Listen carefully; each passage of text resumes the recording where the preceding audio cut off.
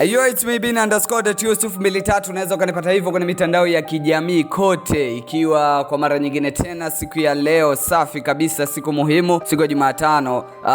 Ikumbuke jana hapo niliweza kutoa taarifa ya Karina kuweza kupoteza maisha, lakini sasa leo I think asubuhi ni baada ya kupita kwenye mitandao kukawa kuna uzushi wa Hawa nitarejea kuwa naye amepoteza maisha. Lakini sasa cha kushangaza ni kwamba Hawa nitarejea ni mzima wa afya kabisa, yani kwamba kila alichofanyiwa ni uzushi kabisa. Sasa kabla ya kuendelea na kuweza kumsikiliza Hawa nitarejea kuongea baada ya leo kuhojiwa na baadhi ya vyombo vya habari, alichokisema baada ya kumsikiliza alichokisema baada ya kufanyiwa uzushi huo, usahau kusubscribe kwenye YouTube channel yetu ya TNCTZ, maana ndio sehemu pekee unaweza kujipatia trending zote zinazoendelea hapa mjini.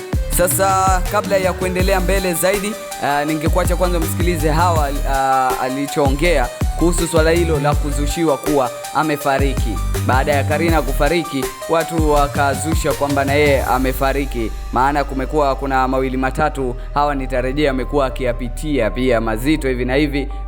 Sasa na wakamzushia kuwa na yeye amefariki.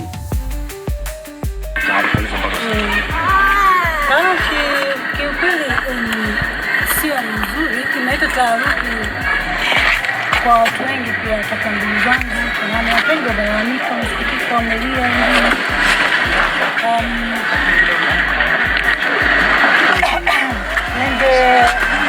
Ningependa tu kusema kama taarifa pia ziwe zina uhakika, kwa sababu ya kuhifadhi watu wengine, yani kuwalinda tu watu wengine tusikuweka taharuki ambazo zisizoeleweka, kwa sababu watu wengine wana pressure, watu wengine wana nini. Mimi pia sikunisikia vizuri na hata siku comfortable, kwa hivyo sijajua wakatuma hizo taarifa iko kwa nini gani hasa, lakini ndio dunia. Watu wakawa wanahisi pengine labda Hawa mpaka baada ya kugundua kwamba sio kweli, ndio tunaanza kusikia na tatizo la mtu yote kwenye katibizi ambaye alitumia habari hizo kufunisha au kuchafua haribia.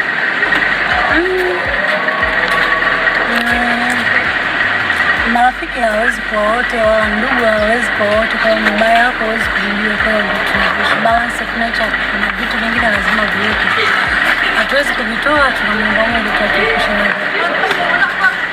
Pengine kwa sasa hivi mtu ambaye alihusika kusambaza taarifa za shule za taarifa, ili kwa sasa hivi nimeshachukulia hatua ya sheria. Hapana, mimi binafsi nimesema nimesameka tu, siwezi kubadilisha kitu chochote. Sasa hayo ndo baadhi ya maongezi ambayo alihojiwa Hawa na kuweza kuongea hivyo na kusema kwamba binadamu hatuko sawa.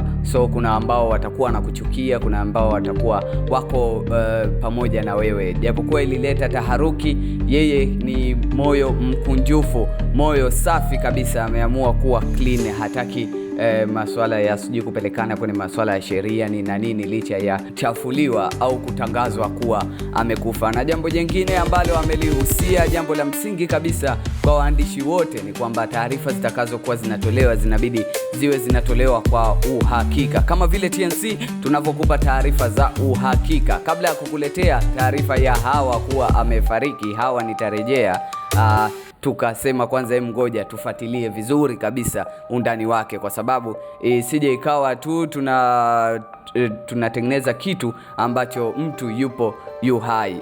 Always ukiwa kama mwandishi wa habari, naweza kukupa maoni kwamba usitoe taarifa yoyote, usitoe taarifa yoyote ambayo hauna uhakika nayo.